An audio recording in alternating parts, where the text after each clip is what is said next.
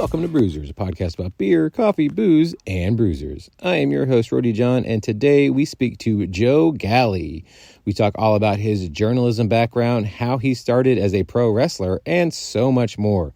This is such a fun conversation. I was lucky enough to talk to Joe Galli, and he is a Texas boy as well. And so I loved talking to him about not only his journalism background, but obviously, you know, his start in pro wrestling as a pro wrestler. And now he is the voice of NWA. So I love it so much.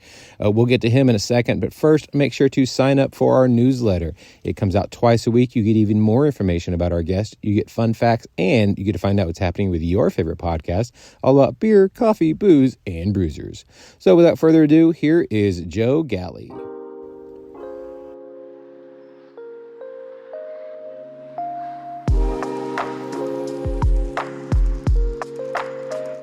I would like to welcome to the show Joe Galli. How are you doing today, sir? Oh, man, living the dream, baby. So for those just listening, kind of paint us a word picture. Where are you at? What's going on around you right now?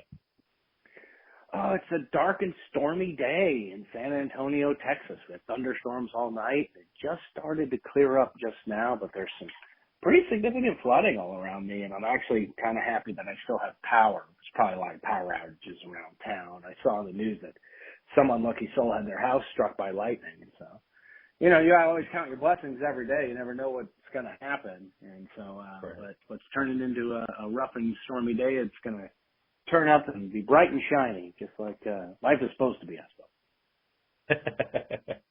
Well, yeah, I didn't know you actually still live in San Antonio. Yeah, I'm up in the DFW area, and we definitely have gotten the rain and lots of fog.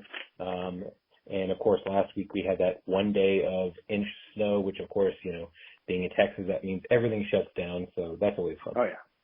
It's crippling. Yeah. It's crippling. You know, you think we could learn a lesson from our friends up north, you know, because it seems like commerce and schools and everything seems to kind of keep going. I lived in Toledo, Ohio for 4 years, and it's like, well, if they stopped every time it snowed, there'd be months on end where nobody would be able to do anything. So I just don't understand why we can't kind of figure it out. So I don't know. I've always thought that too. I was like, why don't we just send our people up north for, you know, a month or so? They can get the reps in. They know exactly what's going on and what to do and what not to do. Then come down here and train other people on how to do the exact same thing. Not that we get snow on a regular basis, but, you know, we get a day, or usually in February we get an entire week, and then we have some idea as to where to go and build on from there. I'll never understand it, but I guess that's just the beauty of living in Texas. It's probably, you know, I'm from Los Angeles. It's a similar thing over there in LA, where, you know, if they got an inch or so in downtown LA, the whole world would know about it. Oh, without a doubt. Yeah, everybody would be out in the streets either taking Instagram pictures or, you know, doing some kind of video of some sort. Oh, yeah, of course. Yeah. Well, we could talk about weather all day, I imagine, but it's probably why people are not listening to that part. Let's go to what people are going to want to listen to. Let's go all the way back in time. What is your earliest memory of pro wrestling? You know, my earliest memory of pro wrestling probably is the first episode of SmackDown on UPN. Oh, wow. I think, I had friends that had, you know, cable, and my family couldn't afford anything like that. And so they were always talking about what was happening on top. And, like, I was always kind of left out. Like, I wanted to, like, know, but I just couldn't watch it. So I would just have to hear these stories, The Rock, Stone Cold, and all that stuff that's happening. And then they got the TV deal with UPN, and all of a sudden my little old wooden television with rabbit ears, now I can watch professional wrestling. So that was sort of my first foray into professional wrestling, was being able to at least keep up with what was happening on the, I think it was Wednesday nights at that time. I think they did Wednesday with SmackDown. Maybe it was Tuesday. I can't remember. They've been around a couple of times. So, yeah, that was always kind of like a thing, and that kind of got me into it, and now I could watch it and be cool with my friends, and then it just, you know, I think, you know, for the majority of my time up until like high school, I was probably more on the casual side fan. Like, I wasn't super dedicated to it. But then I got, you know, some more high school friends that were super dedicated to it, and we were always go to my friend Brandon Taylor's house, and his mom would order the pay-per-view, and she'd cook, and oh my God, that was delicious. And so we'd watch that and do the backyard wrestling stuff that you're not supposed to do, and all of that. And my health has changed now. Look at me now. Look at me now, Mom. All of it's paid off for you. Yeah. Well, I did read that you have 2 wrestling matches under your belt that have been logged anyway. I imagine there's probably more out there that people the internet's grossly off. And if you could call those wrestling matches. Good old cage match. I do like our friends over there. They've reached out to us sometimes because sometimes it's hard for them to see certain programming or when we had a couple of shows on the road with the Smashing Pumpkins, The World is a Vampire. And so our friends with Cage Match reached out directly to me, and they were like, can we get results for these matches? And I was happy to give it to them. I'm glad I wrote it down. So it's interesting that how much that fan website can go into and the links that they go to try to be accurate. But, I mean, you could talk to any professional wrestler out there, whether they're with the NWA or anyone else, and you bring up stats from some of these internet sites, and it's all grossly off to what reality is. But I like the sentiment, though. I like the sentiment that, like, I have a cage match page, and there's 2 matches on it, and that's fine. No one needs to see the dirty indie stuff that I did 1,000 years ago before social media at some rec center in Southern California for $20 and a hot dog. So, it's probably better to let that history die as opposed to being able to try to relive it. So. Well, so you have more than 2 matches, is what you're saying. So cage matches. Oh yeah. I had a very brief career in professional wrestling as a wrestler and as an athlete, and I wasn't very good. That's the fact of the matter. I was never an athletic person, and so when I went to high school, I was never in any sports team. I did theater. I was what you would call kind of doughy. Where I wasn't skinny, but I wasn't fat. I was something in between. But then you kind of get hooked in the sport of wrestling when your best friend, who I mentioned before, Brandon Taylor, who also currently works as the head of ring crew for New Japan Pro Wrestling here in the United States. So it's interesting that my best friend from high school eventually became a best man at my wedding, and then also we still have consistent jobs in the sport of professional wrestling, which is kind of interesting.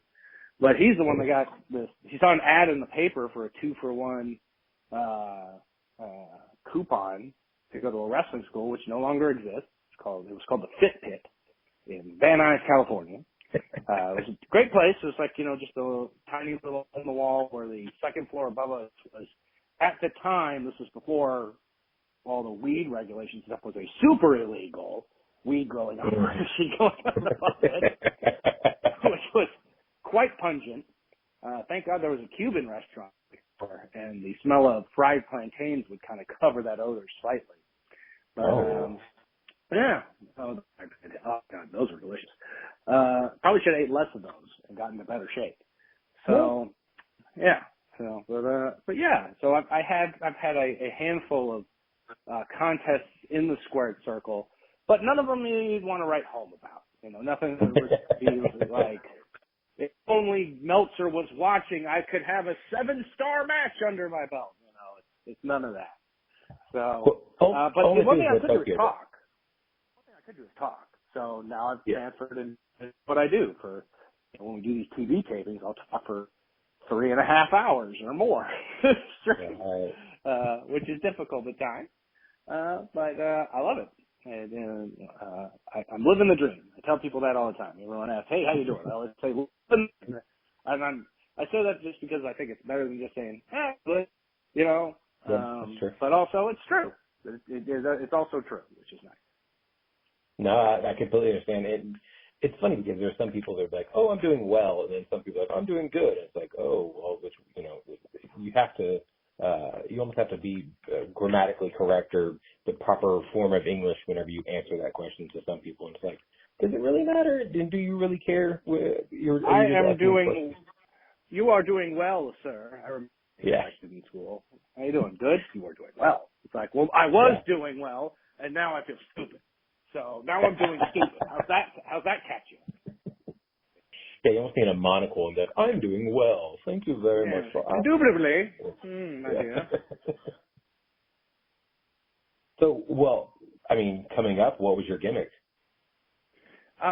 It was, I had like a stupid underwear model gimmick. Like, it's like you think of like what's easy, and it was lazy. Nobody wanted to see it. You know, I certainly didn't look like one. So it was never going to work anywhere.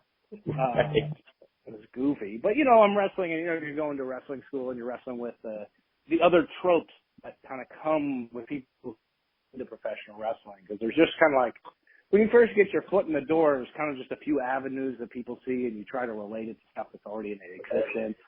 And so I was, you know, and then there was a rich guy, and there was the crazy dude that was just kind of a knockoff of Jeff Hardy, you know, like, and all that kind of sort of stuff. So you just kind of model what's there. And so you see that all the time. You know, we see it with a lot of our younger talent out there. When I go and I do these seminars and stuff, and you see these kids, it's like they're either trying to be Stone Cold Steve Austin, but they're not, or they that kind of already exists in there in the zeitgeist of professional wrestling, where you're just kind of a badass guy. But that's not really memorable. You know, it is memorable when you are the star and you've kind of gotten there. But what's really memorable is when you have a very fun and interesting gimmick. An example I like to use now is our recent NWA signees, the Slime Balls. And, you know, on the surface, you know, even when I was told that we were bringing them in, I had my reservations. I was like, I don't know, this kind of seems like just two indie kids out there. I don't know about this. But then you see what they do in the ring, and there's so much character, and there's so much energy, and they're so caffeinated, and their matches are a style that's very different than what you're going to see in other matches on the NWA card. But their gimmick is so good, and I think it really helps bring a lot of kids into the fold too, because it's something that like 11-year-old Joe Galli would love. The Slime Balls. It'd be my favorite tag team of all time. So I think that's where a lot of myself and a lot of other people who start in professional wrestling, I mean, you could go back and look at some of the greats out there and how they started and where they ended. And it's very, I mean, look at Smiley Rocky Maivia versus the now board member for TKO, The Rock, you know? Right. The evolution of it's very there. I do love watching that evolution of people too, because we'll even let's say Seth Rollins, for instance, you know, when he was Tyler Black coming up, and then he kind of did that for the most part, but he did a little more bleaching of his hair in NXT, and then he came up to the Shield, and then now he's just like all over Joker mixture type person that he is right now. It is like borderline face and heel, because that character could very easily go heel, but obviously with the crowd behind him, he's very much of a face, and who knows what's going to happen whenever he does come back for WrestleMania and after that. So I do love watching that evolution of like how, and then obviously, you know, Chris Jericho is the king of reinventing himself all the time. Yeah, it's super important in professional wrestling. And if you take a look at where Seth Rollins is, and I do hope that he feels better. You know, at the time he tore his MCL, I think it was. So it's not a life-threatening injury. It is something a lot of people kind of come back from. But I think in the evolution that he's in now, it makes him I think a lot of hardcore fans give him a lot of grief, because they kind of like the Tyler Black of old, or the Seth Rollins that they saw with the Shield. But the mass appeal that Seth Rollins has now, with the goofy colors and the song that everyone sings to, which apparently, if you're going to be a top professional wrestler, you better have a song that everyone can sing to. That's like that has to be number, whether you're Jericho or you're Cody or you're Punk or, you know, Seth Rollins, you got to have a song where like people can kind of get in on it, which I think if you think about it, and I don't think I've ever said this out loud, but